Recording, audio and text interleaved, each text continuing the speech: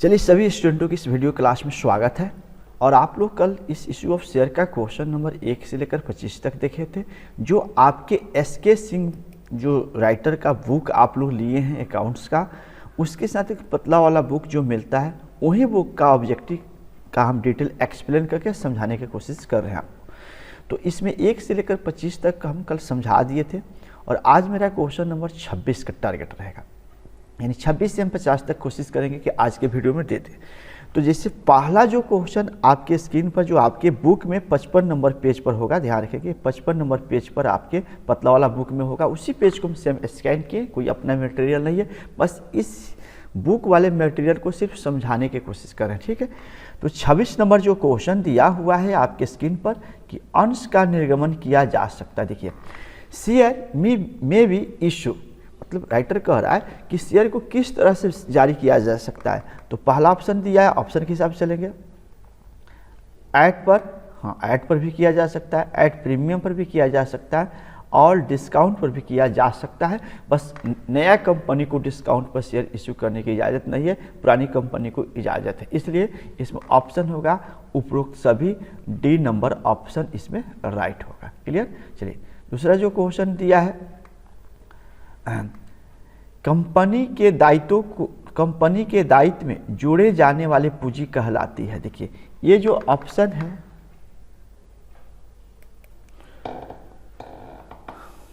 तो जैसे आप जो क्वेश्चन 27 नंबर देख रहे हैं कि कंपनी के दायित्व में जोड़े जाने वाले पूंजी क्या कहलाता है। Capital include in the liability of A company is called, यानी इसमें कहने का मतलब है कंपनी के दायित्व में जोड़े जाने वाली। देखिए तो दिया है ऑथराइज के, देखिए ऑथराइज कंपनी का एक लाइसेंस मिलता है, या कंपनी की किसी का दायित्व नहीं होता है, इशू हम करते हैं, बेचना चाहते हैं, वो मेरे पर लायबिलिटी नहीं है, सब्सक्राइब भी कर लेता है तो कोई लायबिलिटी नहीं है, क्योंकि उसमें से कुछ शेयर होल्डर जब भाग जाते हैं तो उसको कॉल इन माइनस करके पेड अप अमाउंट जो होता है वह कंपनी के लिए एक तरह का लायबिलिटी है। मान लीजिए कि हम कंपनी चला रहे हैं, हम कितना हमको पैसा शेयर होल्डर दिया उसका सूचना कहाँ पता चलता है, पेडअप में। पेडअप में जो अमाउंट होता है वही कंपनी पर दायित्व होता है, हम लोग को उसी का लाभांश देना है, उसी पैसा को रिटर्न करना है, ठीक है। 28 नंबर जो क्वेश्चन दिया है, अंशों के वापस क्रय बाई बैक को क्या शर्त है। देखिए ये थोड़ा सा मैथ में नहीं है, इसलिए इसके ऑप्शन को थोड़ा समझना पड़ेगा।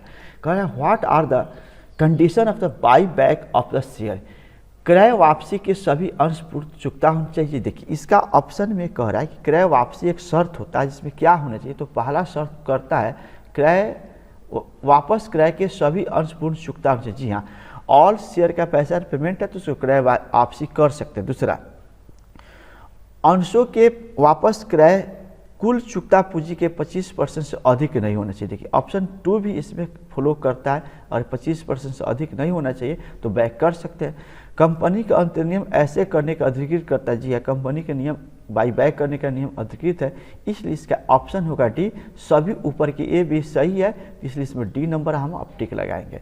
चलिए 29 नंबर, अंशों का ऐसा निर्गमन जो सार्वजनिक निर्गमन नहीं है बल्कि कुछ चुने हुए व्यक्ति को निर्गमन किया जाता है। क्या देखिए, जिससे कंपनी शेयर बेचती है, तो अगर पब्लिक के बीच में शेयर उतारती है तो वो तो पब्लिक कंपनी हो जाएगी, पब्लिक ऑफर हो जाएगा, लेकिन कुछ चुनिंदे कुछ खास लोगों को दिया जाए, कुछ खास लोगों के पास ये प्रपोजल दिया जाए, तो वैसे हालात में इसका आंसर प्राइवेट में चल जाएगा ना। मान लीजिए हम कोचिंग खोले तो सब बच्चे को पढ़ा रहे तो पब्लिक कोचिंग से कोई आके पढ़ सकता है, लेकिन अगर कुछ खास बच्चे को सिर्फ हम पढ़ाने की इजाज़त दे, बाकी को नहीं पढ़ाए, तो मेरा प्राइवेट हो जाएगा ना। इस प्रकार यहाँ पर जो आपका दिया अंशों के निजी व्यवस्था प्राइवेट प्लेसमेंट ऑफ शेयर हो जाएगा। चलिए ये वाला हुआ। अब देखिए एस्क्रो खाते किस में शामिल किया जाता है। सबसे पहले एस्क्रो खाते का डिटेल जानिए। एस्क्रो खाते में इंक्लूड क्या किया जाएगा। देखिए एस्क्रो खाते होता है क्या, पहले उसका समझिए।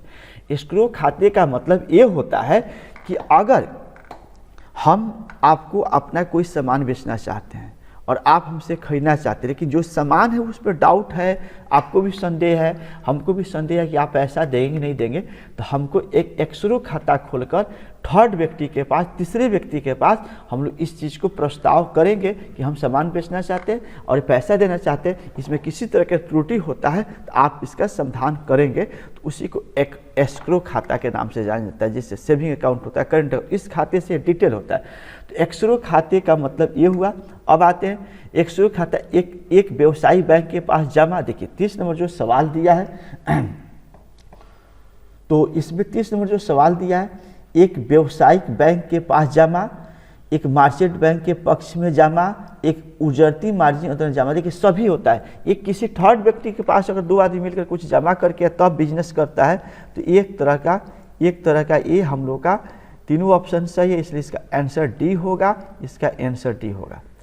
नाम मात्र पूंजी नॉमिनल कैपिटल किसे कहा जाता है? नॉमिनल कैपिटल सिर्फ नाम के लिए हो, ऑथराइज कैपिटल को भी कहा जा सकता है।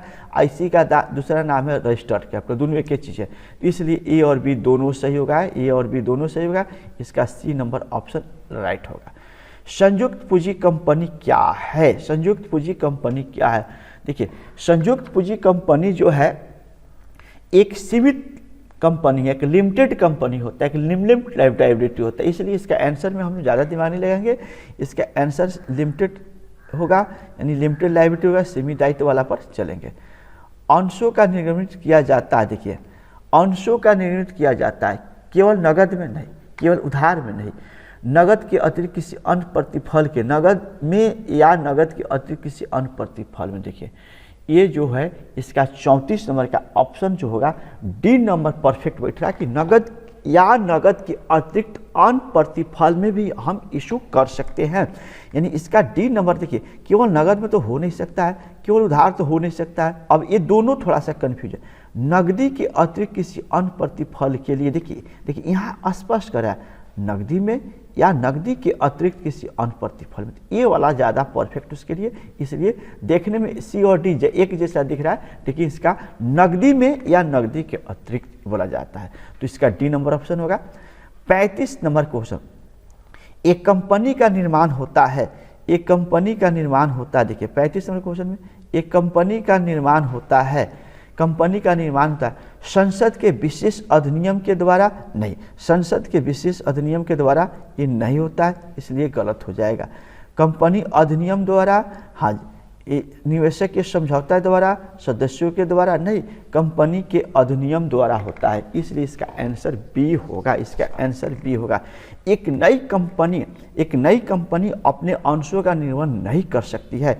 जो 36 नंबर क्वेश्चन है, एक नई कंपनी अपने अंशों का निर्माण नहीं कर सकती है। A new company can't issue its share, कह रहा है 4 ऑप्शन दिया है और आप बताइए कि इनमें से कौन से शेयर इशू नहीं कर सकती नई कंपनी। तो कोई भी नई कंपनी अपना शेयर डिस्काउंट पर इशू नहीं कर सकती है। कंपनी चाहे तो आपको ऐट पर कर सकती है, प्रीमियम पर कर सकती है, फेस वैल्यू वही ऐट वाला होता है, तीनों पर जारी कर सकती है, लेकिन नई कंपनी डिस्काउंट पर जारी नहीं कर सकती है, इसलिए इसका आंसर सी होगा। इसका आंसर सी होगा। चलिए अंश पूंजी का वह भाग जिसे कंपनी के समापन पर मंगाया जा सकता है क्या कहलाता है? देखिए ये सवाल जो 37 नंबर सवाल है, ये सवाल पीछे भी मिला था। अगर कंपनी समापन किया जा रहा है, कंपनी को समाप्त किया जा रहा है, तो वैसे में शेयर होल्डरों से कौन पैसा मांगा जा सकता है? तो रिजर्व कैपिटल मांगा जाता है, जो हम सोचे थे कि जब जरूरत पड़ेगा, आवश्यकता पड़ेगा तो मांगेंगे, इसलिए वो पैसा समापन के समय मांगेंगे। तो समापन के समय जब भी जो पैसा शेयर होल्डर से मांगा जाएगा वो रिजर्व कैपिटल के कैटेगरी में आता है। चलिए यदि 10 रुपया अंकित मूल्य वाले अंश को 10 रुपया मांगा गया तो प्राप्त हुई से कहाँ दिखाया जाता है? देखिए बड़ी अच्छा सवाल दिया है। देखिए इसमें 38 नंबर जो सवाल है, इसमें यदि 10 रुपया अंकित मूल्य वाले अंश पर 10 रुपया मांगा जाए, 10 रुपया मांगा जाए तो प्राप्ति इसे कहाँ दिखाया जाता है? तो इसे प्राप्ति सब्सक्राइब्स और फुल पेडी में दिखाया जाएगा। सब्सक्राइब जैसे जितना मांग किए उतना पेमेंट मिल गया, तो इसके लिए सब्सक्राइब और फुल पेडी एक ही जैसा हो जाएगा, इसलिए इसका आंसर आपके लिए ये होगा। तो इस तरह हम लोग एक्सप्लेन करके वीडियो देख रहे हैं। आप देखिए एक कोशिश करेंगे, जो भी बच्चे मेरे क्लास ले रहे हैं, हम जान रहे हैं कि बच्चे आज उतने सीरियस नहीं है जितना टीचर एक सीरियस होकर पढ़ा रहे हैं, लेकिन जो भी बच्चे अपने लाइफ के बारे में सोचते हैं कि अपने को कुछ करना है, पढ़ना है, तो फिर तो पढ़ाई करना पड़ेगा। तो आप इसके लिए एक हेडफोन, अच्छा वाला हेडफोन रखिए, टेम्प्रोरी बने अच्छा वाला हेडफोन, वो 1000-1200 में मिलता है, 800-900 में मिलता है, वो वाला रखिए और उसको लगाइए। ऐसा वाला हेडफोन, ऐसा वाला हेडफोन रखिए और आराम से लगाइए और शांत जगह कहीं बैठकर वीडियो देखिए तो ज़्यादा आपको फायदा करेगा, क्योंकि ऑब्जेक्टिव का परीक्षा देना है और उसमें ऑब्जेक्टिव में 50 नंबर आपको सही करना है, 50 का 50 सही करना है, तो आपको एक कंटिन्यू वीडियो देखते रहना पड़ेगा। चलिए नेक्स्ट क्वेश्चन, यदि विक्रेता को देखिए 4 लाख की संपत्ति क्रय के 5 लाख पेमेंट किया जाए। देखिए हम गए, किसी का संपत्ति है, किसी का ज़मीन है, किसी का कुछ भी, किसी का व्यापार है, हम क्रय करने जा रहे हैं और बता रहा है कि भैया इसका दाम 4 लाख रुपया है। कितना दाम है? 4 लाख है, लेकिन आपको 5 लाख देना पड़ेगा। हम भी 5 लाख देने के लिए तैयार हो गए। क्यों? देखिए उसकी गुडविल है, उसकी गुडविल खरीद रहे हैं। जैसे मान लीजिए कोई चला हुआ दुकान, सपोज मान लीजिए कोई बाजार का कोई दुकान है, नाम नहीं रखेंगे, कोई अच्छा दुकान, वो खूब चल रहा है, वो बेच रहा है, तो उसका सभी संपत्ति का हम दाम जोड़ रहे तो 4 लाख होगा। देखिए वो दुकान चल रहा है, फायदा नंबर 1, दुकान चल रहा है, अच्छा चल रहा है। हम सोचेंगे चलो भाई 4 लाख तो सामान का दाम हो ही गया, 1 लाख ज़्यादा मांग रहा है तो क्या हो जाएगा, दे देंगे हम, मुनाफा तो इससे कमाइए लेंगे, पैसा कमाइए लेंगे। तो 1 लाख जो ज़्यादा हम बियर करेंगे ना, समझिए उस दुकान का गुडविल, उस दुकान का ख्याति, उस दुकान को लोग जान रहे हैं, इसलिए हम पे कर रहे हैं, इसलिए इसका आंसर होगा 1 नंबर गुडविल। अगर वहीं कम में खरीदेंगे ना, अगर 4 लाख दाम है और 3 लाख में खरीदते हैं तो 1 लाख जो हम कम में खरीद रहे हैं तो उसको बोलते हैं रिजर्व कैपिटल। रिजर्व कैपिटल के नाम से बाहर। आगे सवाल है उसमें 40 नंबर सवाल, 12% पूर्वाधिकार अंश 12% डैश है। देखिए 40 नंबर सवाल में दिया है कि 12% जो रेट है किसी भी प्रेफरेंस शेयर के आगे 12% 18% लगा है, तो क्या, तो रेट ऑफ डिविडेंड्स है, वो लाभांश का दर है, यानी उसमें फिक्स किया गया कि आपको लाभांश इतना मिलेगा, ये रेट ऑफ डिविडेंड्स होगा, इसलिए इसका आंसर बी होगा। एक कंपनी के सदस्यों का दायित्व क्या होता है? लिमिटेड कंपनी में जो भी सदस्य होते हैं, जो भी मेंबर होते हैं, जो भी शेयर होल्डर है, उनकी दायित्व क्या होता है? लिमिटेड होता है। याद रखेंगे, लिमिटेड होता है, सीमित होता है, इसलिए इसका आंसर ये होगा, इसका आंसर होगा।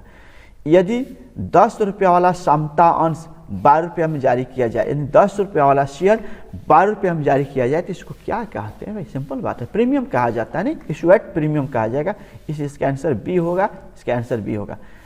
अंशधारी के लिए लाभांश क्या है? देखिए जो अंशधारी को लाभांश देते हैं, जो मतलब जो शेयर होल्डर हम लोग यहाँ लगाते हैं, उनको जो हम लाभ देते हैं वो कैसा लाभ, किस तरह का अमाउंट होता है? तो कर दे राशि नहीं, वो टैक्स फ्री होता है। जो पैसा दिया जाता है उसमें टैक्स उसको नहीं देना पड़ता है, हम जो लाभांश उसको देंगे वो टैक्स फ्री होता है, इसलिए tax free amount B number option इसका सही होगा। अंश पूंजी की वास्तविक राशि क्या है? देखिए बहुत अच्छा सवाल किया है। अंश पूंजी का वास्तविक राशि क्या है? 44 नंबर सवाल है। थोड़ा सा हम आंसर आपके नोटिस में भी देख रहे हैं कि भाई उसका क्या दिया। देखिए अंश पूंजी का वास्तविक राशि इशू कैपिटल नहीं हो सकता है, रिजर्व हो ही नहीं सकता, सरप्राइज हो ही नहीं सकता। कैपिटल ऑथोराइज कैपिटल होता है, कोई कंपनी जितना का लाइसेंस लिया उतना तक वो पैसा वसूल सकता है, इसलिए एक्चुअल अमाउंट ऑथोराइज कैपिटल के बराबर होता है। एक्चुअल अमाउंट ऑथोराइज कैपिटल के बराबर होता है, इससे ज़्यादा पैसा नहीं वसूल सकता, इसलिए ये आपको इसका आंसर सी होगा, इसका आंसर सी होगा। टेबल एफ के अनुसार अग्निया से ब्याज की राशि अधिकतम क्या है? देखिए कंपनी जो नियम बना है उसमें टेबल एफ हम लोग पढ़ना है। जो जब कंपनी को पूरा डिटेल पढ़िएगा ना, आप पूरा सिलेबस को पढ़िएगा, पूरे किताबों को पढ़िएगा, तो उसमें टेबल एफ पर कुछ चर्चा किया है। और टेबल एफ में पूछ रहा है कि अगर कोई व्यक्ति हमको एडवांस पैसा दे तो उसको कितना ब्याज देंगे। देखिए बहुत अच्छी सवाल में से एक रखा है, तो ध्यान रखेंगे कि अगर कोई आदमी हमको एडवांस पैसा दे रहा है तो वो चाहे तो हमसे ब्याज ले सकता है और हम भी चाहे तो उसको ब्याज दे सकते हैं। दोनों तरह से ब्याज देना जरूरी है, क्योंकि इस तरह हर शेयर होल्डर एडवांस देगा तो आपको कंपनी चलाने में फ़ायदा होगा। तो उस एडवांस पर इंटरेस्ट का जो दर होता है वो ये 12% होता है। बी आंसर इसका होगा। कंपनी अधिनियम के अनुसार केवल अधिनियम अंश को शोध में जारी किया जा सकता है। देखिए कह रहा है कंपनी अधिनियम के अनुसार केवल अधिनियम अंश को शोध में जारी किया जा सकता है। कितने वर्ष में जारी किया? तो 20 वर्षों में। याद रखेंगे, ये चीज़ को याद रखें, 20 वर्षों में जारी किया जा सकता है। इनमें से कंपनी के पंजीकृत पूंजी कौन सी है? तो देखिए पंजीकृत पूंजी ऑथोराइज कैपिटल को बोला जाता है, रजिस्टर्ड कैपिटल, नॉमिनल कैपिटल, 3 नाम से इसको हम लोग जानते हैं। तो इसलिए इसका आंसर भी आपके हिसाब से आपको मालूम होना चाहिए कि इसको पंजीकृत पूंजी कहिए, ऑथोराइज कहिए, नॉमिनल कहिए, तीनों एक ही चीज़ कहते हैं। लाभांश समांतर दिया जाता है किस पर? लाभांश सीधे पेड अप, जो पेड हुआ है उसी को लाभांश दिया जाता है। जितने शेयर होल्डर को पैसा पेड किए हैं उन्हीं को लाभांश दे सकते हैं, बाकी वाले को नहीं दे सकते। इसलिए इसका आंसर आपका डी आएगा, डी आएगा, डी आएगा। चलिए 49 नंबर 50 टारगेट किए तो कि 3 पार्ट में इसको वीडियो बनाए, 1 से 25, 25 से 26 से 50 और कल ख़त्म कर देंगे। आप बस आपको बेनिफिट के लिए शॉर्ट वीडियो बना रहे हैं कि बड़ा वीडियो होगा तो बोरिंग फील होने लगेगा, क्योंकि आप हम समझ सकते हैं कि आपका डाटा भी ख़त्म होता है, उसको बचाना हमारा भी थोड़ा सा आपका हेल्प करने के बराबर है। शॉर्ट वीडियो बना लेंगे, इतना देखिए। एक विक्रेता 1,20,000 की शुद्ध संपत्ति के बदले में 1 लाख दिया। देखिए अभी सवाल मिला था, अगर 1,20,000 के बदला में 1 लाख दिया जाए तो एक कैपिटल रिजर्व हुआ, एक कैपिटल रिजर्व हुआ, कैपिटल रिजर्व हुआ। अगर 1,20,000 के बदला में ज़्यादा देते, 1.5 लाख देते, 2 लाख देते ना, तो एक गुडविल बन जाता है। ज़्यादा कीजिए तो गुडविल, कम है तो मतलब प्रॉफिट। आप लॉस में खरीद रहे हैं, लॉस में खरीद रहे हैं जी, मतलब जो कम लॉस में खरीदते हैं उसमें गुडविल बोला जाता है, और प्रॉफिट में खरीद रहे हैं तो उसको कैपिटल रिजर्व के नाम से बोला जाएगा। लास्ट क्वेश्चन, जब प्रवर्तक को अंश निर्मित किया जाता है तो किस खाते में डेबिट किया जाता है? प्रवर्तक जो प्रमोटर होता है ना, प्रमोटर जो कंपनी को मैंने आगे बढ़ाता है, उसके बारे में सोचता है, उसको फायदा कराता है, तो उसको प्रमोटर बोलता है। तो उस प्रमोटर को अगर शेयर दिया जाए तो शेयर के बदला उसको क्या लिखा जाता है? तो गुडविल अकाउंट लिखा जाएगा, गुडविल अकाउंट। इस प्रकार आज का वीडियो बहुत कम टाइम में हम खत्म किए। आप बस वीडियो को देखिए और कमेंट्स में आपके जवाब बताएं कि थोड़ा सा मेरे भी मोटिवेट होने का टारगेट होता है कि हम बना रहे हैं तो आपको फ़ायदा हो रहा है कि नहीं। धन्यवाद सभी को आज की क्लास में।